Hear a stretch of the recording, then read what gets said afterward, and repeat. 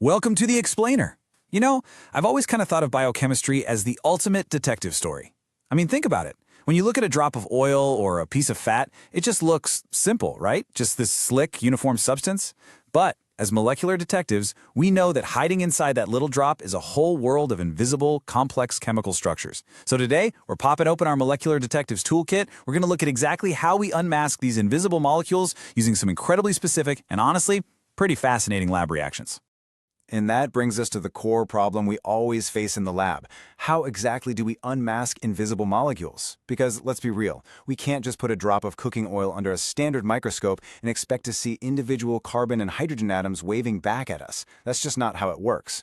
We need specific tools. We need chemical traps that literally force these hidden molecular structures to reveal themselves by triggering dramatic, observable physical changes.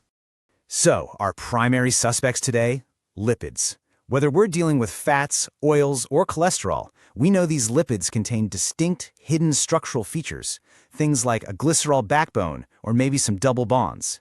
Our mission today is to deploy specific chemical tests to reveal exactly what's hiding inside that test tube. Okay, let's dive into this. Here's our roadmap for the toolkit.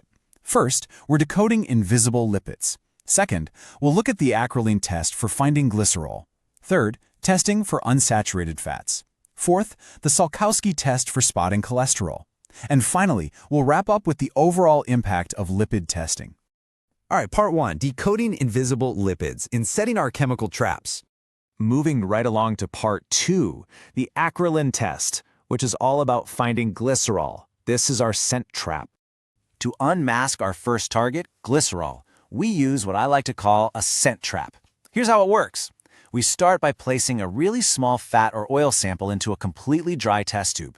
Then, we introduce our targeted chemical reagent, which is potassium bisulfate. This acts as a really powerful dehydrating agent. Once that's mixed in, we just apply a gentle heat to trigger the reaction. And this brilliantly illustrates how laboratory chemistry isn't just a visual science. It actually engages all our senses. When you apply that heat, if glycerol is present, you don't even look for a color change. You just wait for the smell. You'll be hit with this incredibly characteristic, pungent, irritating odor. That intense smell, that is the actual acrolein gas being created right there in the tube. So, to summarize exactly what just happened chemically, let's look at the underlying principle. When fats containing glycerol are heated with a dehydrating agent, like our potassium bisulfate, the glycerol gets dehydrated. The chemical reaction is essentially glycerol breaking down into acrolein plus H2O, or water. If you get that pungent odor, boom, that's your positive result. It firmly confirms the presence of glycerol in your sample. Okay, part three, testing for unsaturated fats. We are officially hunting for double bonds. So our target has shifted. Now we're hunting for double bonds, which are the defining feature of unsaturated fats. And to catch this particular suspect, we actually have two separate tools. First, the bromine water test, where double bonds decolorize the solution. And second, the potassium permanganate, or Bayer's test, where those exact same bonds reduce a purple solution into a muddy brown precipitate. It's two different tests for the exact same target, giving us entirely different visual clues. Let's look at the bromine water procedure first. We prep a small sample, say 1 milliliter of oil or about 100 milligrams of fat, and we dissolve it completely in 2 milliliters of chloroform. This prep phase is absolutely crucial. Once it's fully dissolved, we simply add bromine water drop by drop and just shake the tube gently. The observation here is pretty striking. As you add that colored bromine water, it immediately undergoes decolorization. The color literally just vanishes. And this happens because the unsaturated fatty acids, with their double bonds, are reacting directly with the bromine. If you see that color disappear, you've got yourself a positive test indicating unsaturation. Now, if we opt for Bayer's test instead, the setup is actually quite similar. We start with our sample dissolved in chloroform again, but instead of bromine, we introduce a dilute potassium permanganate solution, which is very well known for its vibrant purple color, and we just give it a gentle shake to mix. And here is the visual shift for Bayer's test. That vibrant purple color of the potassium permanganate completely disappears, and in its place, a brown precipitate forms. This discoloration happens because the unsaturated fatty acids reduce the purple potassium permanganate solution.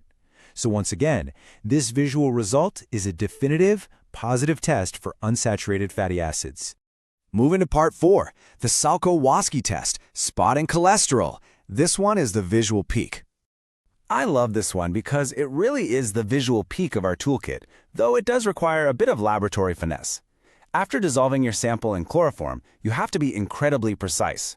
You take concentrated sulfuric acid and you let it slide very carefully down the inside wall of the test tube. You have to make sure it doesn't just splash right into the center. When you do this correctly, the observation is just incredible. Right where the two liquids meet, you get this distinct red or reddish-brown color forming exactly at the interface. Plus, if you look closely at the acid layer, you might actually see it showing fluorescence. It's a beautifully complex visual reaction. So the crucial point here is tying that beautiful, glowing interface directly back to our target molecule. The principle behind the Salkowski test is that cholesterol specifically reacts with concentrated sulfuric acid in a chloroform solution to produce that striking red coloration. If you see that red interface and that fluorescence, you have a confirmed positive test for cholesterol. Which brings us to our final section, Part 5, the impact of lipid testing, and looking at the complete toolkit. Now, what's really interesting about this slide is how it categorizes all our findings. Understanding each test individually is great, sure, but organizing them into a mental framework is what makes you a true molecular detective. Looking at our toolkit mapped out side by side, the system is clear. The Acrolein test uses heat and bisulfate to sniff out glycerol. Bromine and Bayer's use distinct visual color shifts to hunt down double bonds. And Salkowski uses harsh sulfuric acid to create a vivid fluorescent flag for cholesterol. With this system, you can unmask the structures hiding inside virtually any lipid sample. Which leaves us with one final, pretty exciting thought. If these simple tests can reveal so much about the hidden structures of fats, oils, and cholesterol, what other hidden chemical secrets are just waiting to be unmasked in our biology? The molecular world is incredibly vast, and with the right chemical toolkit, there's always another mystery to solve. Thanks for hanging out and learning with me today in this explainer. Keep asking questions and keep exploring.